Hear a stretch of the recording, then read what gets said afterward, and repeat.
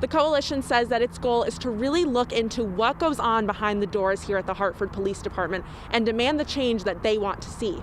This coalition is agencies, it's churches, it's mosques, it's individuals, it's youth who are organizing to say enough is enough. One community, one voice. It's the message behind several groups who have come together to address concerns with the Hartford Police Department. We no longer have the luxury of not working together. We no longer have the luxury of being in this group or that group, or I don't like you. It's all hands on deck.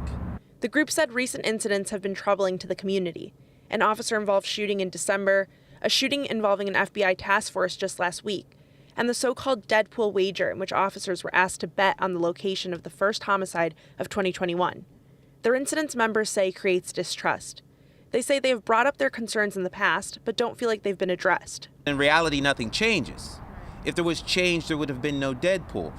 So things are creeping out where it becomes blatantly obvious that what is portrayed as change is nothing more than, how do we manage the fact that a plane crashed? So the coalition is set out to review the culture of the department, as well as its use of force policy, and ensure transparency.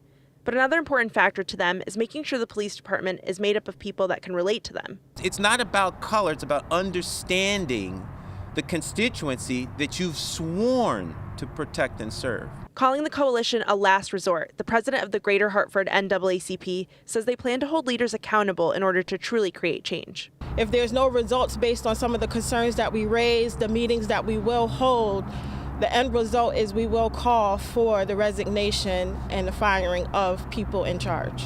The group says that they've already been in action and they have been having meetings with the community already. In Hartford, Gabby Molina, Fox 61 News.